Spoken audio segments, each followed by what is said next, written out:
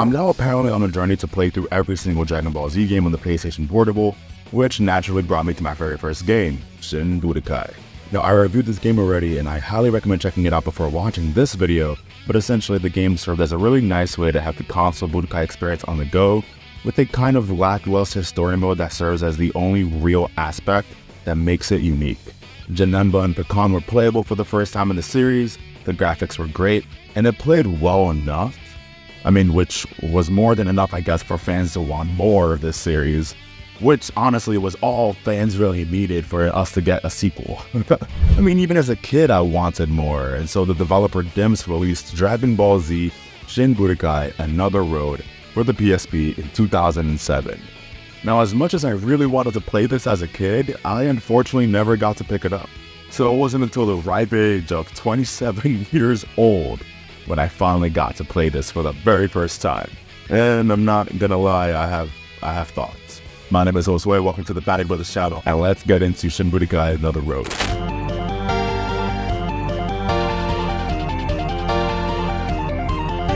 Alright, so starting the game, we're introduced an opening that is honestly nothing special. It's just a bunch of PNGs that are spliced together in between clips of gameplay with a song that doesn't really hit as good as the first game. Now, the title screen alone is enough to tell us that this game completely focuses on future Trunks, but don't tell the cover art that. What is this? This is such an irrational decision. For a game completely dedicated to telling the events of future Trunks, how is Trunks not on the cover at all? In fact, none of the characters that are on the cover art really play a big part in the story here. Now granted, I guess the first game also sort of had this issue since it featured Broly in the background instead of what should have been Janemba, but at least Goku, the main character of the entire franchise, is there. Goku's not even in this cover art, it's Broly, again! It's crazy that we as fans of Dragon Ball Z during this era really just ate up anything that the Dragon Ball brand gave us that involved Broly. And I consumed all of it, I guess. I'm a Broly stan to this day. I got this little guy just looking at me every single time I work on my desk. The menu is somehow even more boring than the first game. The menu options are also the exact same as the first game, which means that besides the story mode, nothing else was added to this game to differentiate it from the first, aside from just aesthetic, which is kind of a bummer, but also serves as a sign of things to come. With nothing else to really check out, all we really need to do is just get into Another Road, which is the game's story mode. Now, as seen by the title screen, the game focuses on the events of future Trunks after his return to the future and defeating Cell. Now, this is a phenomenal concept. Dragon Ball Super was able to tell us exactly what happened to Trunks during this time, and we thankfully got to experience this part of the lore ourselves in the DLC for Dragon Ball Z Kakarot, which, by the way, the Warrior of Hope DLC is literally just some of the best Dragon Ball Z content out there. I love it. Check it out, please. Okay, now it's great that we have all of that now, right? But back in 2007, this was just an unexplored territory in the Dragon Ball Z lore. This game was pretty much the only way to answer any questions fans could have regarding this period of time. And honestly, this is a really great place to be at for this game. The first Shin Budokai loosely adapted the events of the Fusion Reborn movie as its framework for the story, but Another Road was able to explore an entirely original and exciting concept that could really go in any direction. Now, they took that idea of any direction to heart, as the story mode offers multiple different branching paths that unlock based on what happens in certain beats of the story. If you defeat Deborah, if you lose to Deborah, each of those outcomes will tell a different story, which I much rather prefer compared to the first game, which only really offered branching paths based on what multiple choice option you pick at the end of the fight. Not that was really bad per se, but this method of branching storyline paths allows you to feel a bit more immersed in the story and give your actions a lot more weight, as it can directly impact the story that's presented. Gameplay for the story mode is sort of inspired by the flying we saw in Budokai 3's story mode, but also not really. Whichever character you're meant to play as in the specific story beat, which in my experience is usually future Trunks, you fly around in this tower defense-esque style of gameplay, where different villains from the Dragon Ball Z lore are attacking different cities and it's up to you to stop them. You fly to them, you engage in battle, and after defeating them, they fly away and are able to restore the health of the town by being near it. Each of these villains have access to sensu beans, which means that once you defeat them, they restore their health.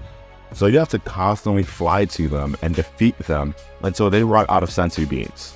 Now, this sounds repetitive, and trust me, you have no idea how repetitive this can be.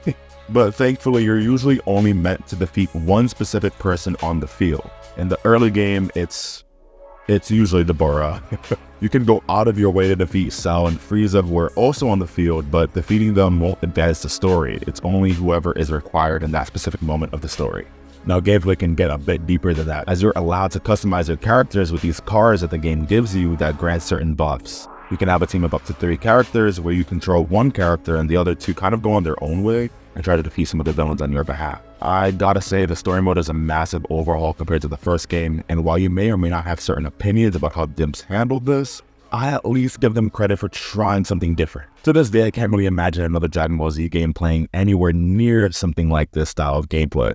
Beyond the story mode though, the gameplay isn't radically different here compared to the first game. Though I do love this change in camera angle though, just this tiny little shift towards a player character can already make fights feel so much more dynamic, and it gives Another Road kind of enough of a visual style that makes you instantly recognize this game as Another Road compared to other Budokai games. Now, the game introduces a lot of veterans of the Budokai franchise to the portable experience, like the Bora and Majin Buu, who weren't in the first Shin Budokai. However, the only new character here is Future Gohan, who somehow and unfortunately has both of his arms here, which in a way makes sense. He was taken from heaven in story mode, so why wouldn't he have both arms in heaven, or the afterlife, whatever it is, but it's just unfortunate. I really just want a game that just one arm Gohan. Future Gohan also uses the Masenko and burning attack, funny enough, and the special beam cannon is his ultimate attack.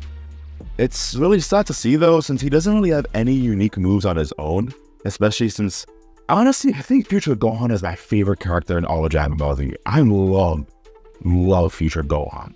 To see him have nothing unique here, and he's also somehow the only new character here too, it's unfortunate to see. The only other instances in which I remember Future Gohan being playable in a game like this is Saga's, which was horrible, and Kakarot, which, shout out to that Warrior of Hope DLC again. Now we start the story mode off with voice acting, which is a massive upgrade compared to the first game. World Martial Arts Tournament, huh? I've been waiting a long time for this. I honestly didn't even realize how empty the first game felt without voice acting until I played this. They also replaced the ugly CGI models that the first game used in cutscenes with this PNG artworks that look so much better. Sometimes. Characters like Goten and Kid Trunks and Super Saiyan 2 Goku look amazing, but then you have Vegeta, who looks really off to me, and Android 18, who just looks wrong. Unfortunately, the voice acting doesn't last forever, which sucks, and the difference in feel is just night and day between the sections that have voice acting and the sections that don't. I wrote so many notes on a lot of the story beats of this game, starting from how Future Trunks initially met Shin and Kibito at a world tournament similar to how it went down in the main timeline, to Trunks going to other world to get the help of Future Gohan and Future Goku, to Trunks going back in time and getting everyone to come to the future, sort of like what happened in the Goku Black arc. I really wanted to get into the nitty and gritty of the story mode, similar to what I did for the first game, but I couldn't. Honestly, I refused to, and the main reason why is just I could not finish this game. Everything about this game just made me not want to finish it. Now, why would I even write a review of a game that I didn't finish? Well, I love Dragon Ball Z, and playing each of these PSP games have become a personal mission of mine. For some reason, I need to do other things in life. I love this series, and getting to talk about it on a YouTube channel I helped build from the ground up with my best friend is a blessing. I've played a lot of Dragon Ball Z games from start to finish, from the amazing ones like the aforementioned Kakarot and Budokai 3 to the horrible ones like Saga's and Legacy of Goku.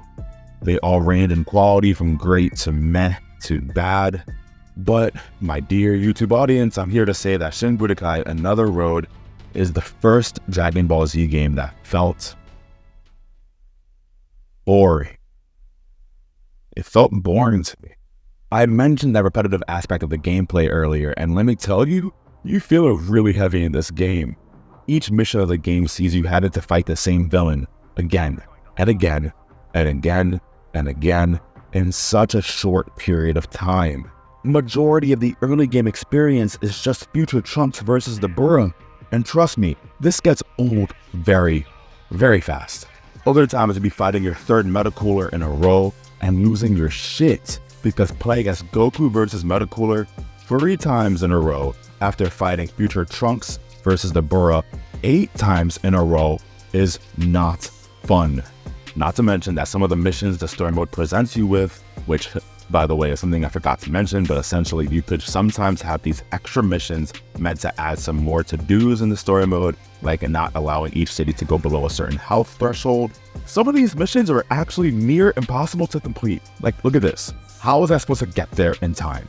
I was going the fastest I possibly could, and it was actually impossible to get there.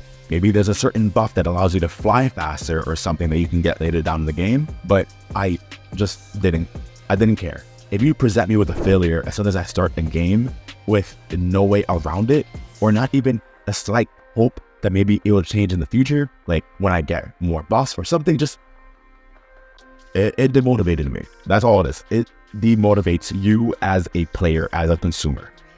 I did not buy this game. Now, in my humble opinion, and to be a little bit more positive, Shin Budokai Another Road is the superior PSP Budokai game, solely based on the fighting mechanics alone.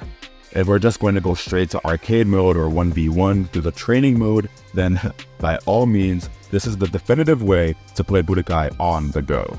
But if we're going to lump in the story mode in there as well, then this game is just so fucking annoying and boring and repetitive to a point that I'm not sure I ever want to go back to it. Not to mention, this story unfortunately went off the rails. It does its absolute best to loop in as many characters that simply don't make sense in the story. Teen Gohan is here. Again, he already was hard to believe being in the story of the first game, and yet he's here again, brought into the story of this game as well. How? How is Teen Gohan here? Well, Babidi could access the memories of Trunks, and of all the characters to bring back, he brings back Teen Gohan. Why? Well, surely it's not because the developers just needed an excuse to have him here, considering how popular Teen Gohan is. That just can't be it. They just couldn't fathom a world in which Teen Gohan is just playable on the roster, in arcade or whatever. Like, just leave him in there. I understand the idea of just, hey, you already created this model for the portable Shin Budokai game the first time. Like, just leave him in there. You don't need to wrap him in the story and make the story mode worse as a consequence of that. Couldn't even make it make sense, and couldn't even make it be a flashback or something. Babidi just accessed the memories, which is, to me, sort of bad as the first time, where Teen Gohan was in the story because he was sleeping and it was all a dream.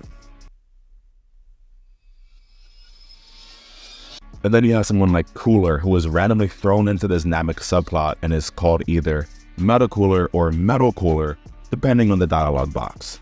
This just reminds me of a problem the first game had, which was this general lack of polish. Well, the first game, I don't think I mind the lack of polish too much.